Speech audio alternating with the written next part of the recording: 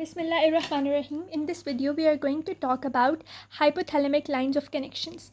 You always know that hypothalamus had nervous system, the nervous connections, then we have bloodstream connections, and we have cerebrospinal fluid connections. The nervous system connections are going to be the main ones and along with the bloodstream, but the cerebrospinal fluid is actually a control route, and it is a route of the neurosecretory cells of the hypothalamus, and it connects it to the distant regions of the brain. So the neurosecretory cells, the secretion they are going to produce, they are going to travel through the cerebrospinal fluid to the site of target site, etc. So now the efferent nervous connections, which are going to be the connections which are coming to the hypothalamus. Let's have a look on this diagram. And in this diagram, we can see the arrows that are coming towards the thalamus, that they are coming from this fornix, they are coming from the cortex, they are coming from the olfactory region, they are coming from the midbrain, they are coming from the reticular formation, etc. Let's discuss this from a very nice diagram that I have made. So this is the diagram.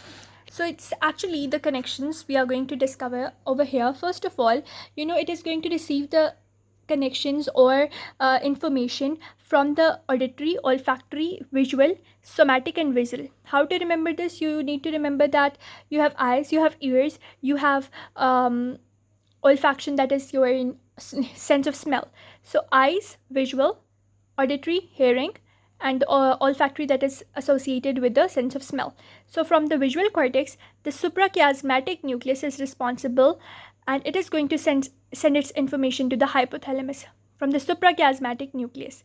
And since it is related to the chiasma where the optic chiasma is present, so that is why the visual information is coming from suprachiasmatic nucleus.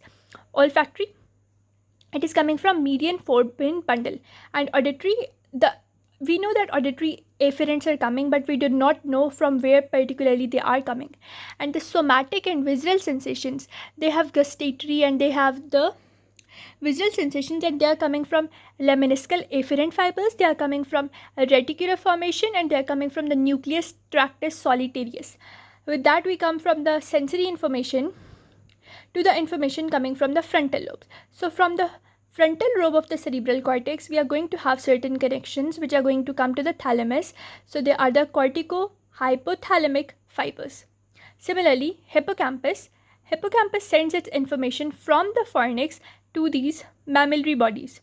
So they are hippocampo-hypothalamic fibers from the fornix to the mammillary bodies. For example, hippocampus is over here. So hippocampus sends its information through this fornix to these mammillary bodies. So it's hippocampo-hypothalamic fibers. Similarly, the caudate nucleus, it has amygdala attached inferior to it. So from the amygdala, the fibers are going to go, and they are just below the lentiform nucleus, and they form this structure which goes to the septal areas as well as to the hypothalamus, which is the stria medullaris. So from the amygdala, just beneath the lentiform nucleus, we have this stria medullaris connecting your amygdala to the hypothalamus. So it's amygdalo-hypothalamic fibers. Similarly, we have fibers coming from the thalamus. The fibers are coming from the dorsomedial nucleus as well as the intralaminar nucleus of the or midline nucleus of the thalamus, and they are coming to this region of hypothalamus. So they are thalamico-hypothalamic fibers. The fibers are also coming from the midbrain, the tegmental region of the midbrain. So they are tegmento-hypothalamic fibers. With this, we studied the sensory information coming from cortex, from the memory region, along with the memory region, the amygdala that was involved with the sensations or feelings, then the thalamus, as well as the tegmentum. So this is how the efferent pathway is organized. Now let's look at the efferent pathway. Now the efferent nervous connections, these nervous connections, they are going to go from the hypothalamus to the cortex. For example, in this region, we were seeing that the arrows are coming to the hypothalamus. They are efferent fibers. But when the arrows are going to go from the hypothalamus to the regions, they will be the efferent fibers. Let us look at a diagram I have made over here. So the regions over there are very less. First of all, the efferent fibers, they are going to give information to limbic system, and major is the as you know that the hypothalamus is the major region for the limbic outflow. Now, the mammillothalamic tract, as I told you when we were studying thalamus, that from these mammillary bodies, there are fibers that are going to connect to the anterior nucleus of the thalamus, and from there they are going to go to the cingulate gyrus. So this region is actually the mammillothalamic tract, and is only an efferent tract coming from the hypothalamus to the anterior nucleus of the thalamus. It's only one-way tract. Similarly, mammilotegmental tract. So from the mammillary bodies, it is going to the reticular formation, which is present at the level of the tegmentum of the midbrain. So this is the mammilotegmental tract. The name which is written first, it is the area of origin, and the name which is written later, it is the area of, its target site. And from the brain stem and spinal cord. So there are different types of nuclei as we studied in the lateral and medial regions. They are preoptic, anterior, posterior and lateral nucleus, and they are going to give fibers which have craniosacral parasympathetic outflow and thoracolumbar sympathetic outflow. So now they tell you that how do these outflows actually come. So from the reticular formation, the oculomotor, facial, glossopharyngeal and vagus nerve are given information by the hypothalamus. So your hypothalamus through the reticular formation gives the supply to the oculomotor, the facial, the glossopharyngeal and the vagus nerve. Similar to what it was receiving from the sensory areas, now it is sending signals to the, your face, your eyes, your tongue, your vagus, etc. Now from the lenticular formation, as with, from this region as well, we are going to have sacral parasympathetic outflow that is going to be from the S2 to S4. As I told you, the craniosacral outflow.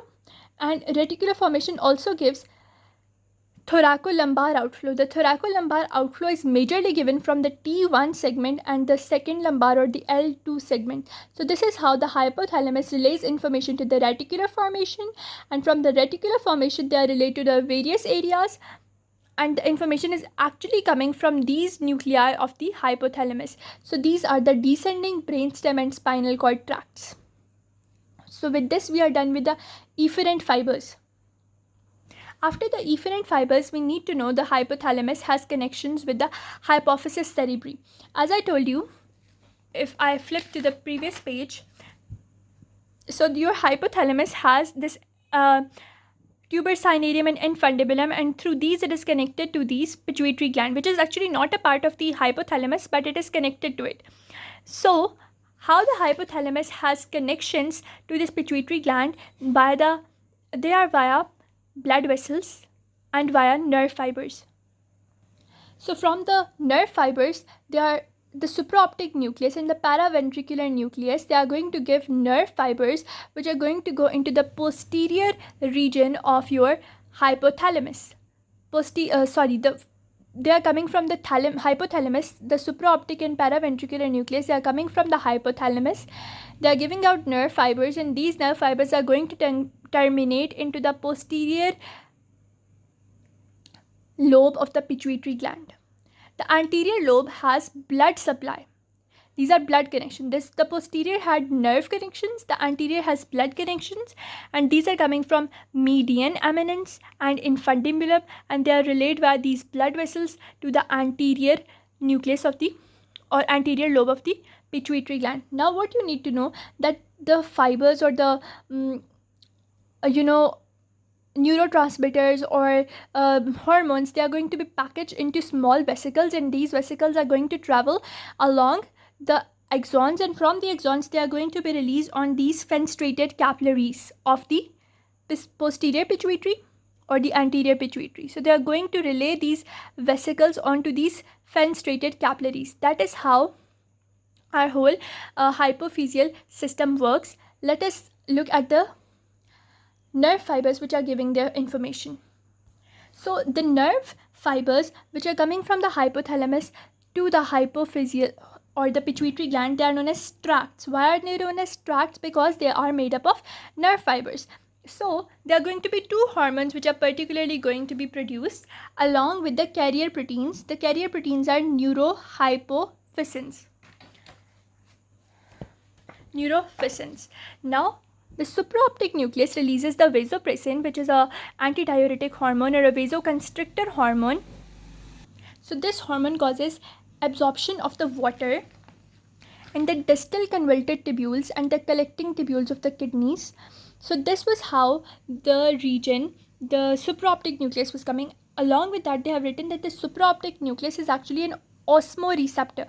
So it can detect the osmolarity, and when it detects that the osmolarity is too high, what it does is vasoconstriction. With the vasoconstriction, the reabsorption of the water from the kidneys increases, because the osmolarity, more osmolarity means less amount of water. So with the more osmolarity, it means that the blood or the water supply in the blood is less. That is why the vasoconstriction takes place to start the reabsorption of water, to conserve the water in our bodies via the acting on distal convoluted tubules and collecting tubules of the kidneys. So this is how the supraoptic nucleus, it produces the ADH, and this ADH, which is actually an osmoreceptor, goes downward onto the posterior pituitary, releases its hormones over there onto the fenestrated capillaries, and as a result the vasopressin goes into our bloodstream.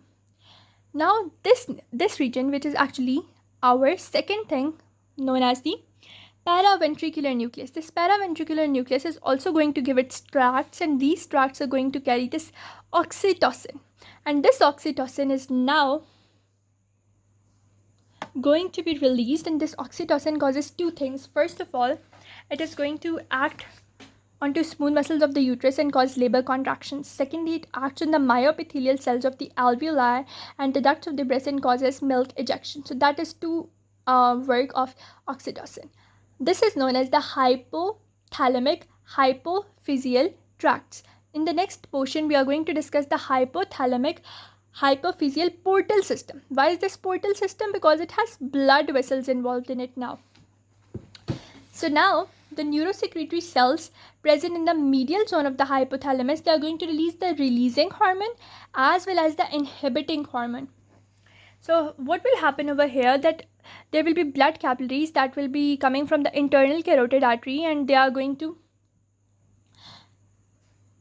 form this superior hypophyseal artery, and this superior hypophyseal artery goes downward and it gives the ascending or descending or long and short descending vessels, and these descending vessels now go into the anterior lobe of the hypophysis cerebri, and they release their substances over these fenestrated capillaries of the anterior lobe of the pituitary gland. Now there are various hormones which are going to be released. Let us have a look at them. The hormones are growth hormone releasing hormone, similarly growth hormone inhibiting hormone, the prolactin releasing hormone, prolactin inhibiting hormone, the corticotrophic releasing hormone, the thyrotrophic releasing hormone, and luteinizing releasing hormone. As I told you, there can be releasing hormone, there can be inhibiting hormone, and all of these hormones are coming out from the anterior lobe of the pituitary gland. Then now this luteinizing hormone, like the FSH, that is a follicle stimulating, and they are going to be concerned with the follicles and produce estrogen and progesterone, and in males it produces the testosterone. That is how whole thing occurs. Now they tell you another thing, that nuclear origin of hypophysis, pituitary releasing, inhibitory, and other hormones. So what happens is, sometimes apart from this region that was the anterior lobe, there are other regions which are going to release these substances. For example, this was the same hormones that we studied over there. Now the growth hormone releasing hormone, it comes from the arcuate or the infundibular nucleus. The inhibiting one of the growth hormone, it can come from the suprachiasmatic nucleus. As you know, supraoptic was releasing oxytocin. Now suprachiasmatic says, I want to do something as well, so it releases the somatostatin or the growth hormone inhibiting hormone. Both of them, their origin is not known, but the corticotrophic, now it comes from the paraventricular nucleus, the same nucleus that was producing our anterior the ADH hormone vasopressin. Similarly, thyrotrophin releasing hormone also comes from this paraventricular also from the dorsomedial nucleus. And the luteinizing hormone, it comes from preoptic and anterior nuclei. You do not need to know all these, but you should have an idea that apart from the anterior lobe, there are certain nuclear origins as well from where these hormones can be released. Even if your anterior lobe is a little bit, it is ruptured or it's having any type of degeneration, so these hormones can produce a little bit amount. In our next video, we are going to discuss the functions of our hypothalamus. So stay tuned.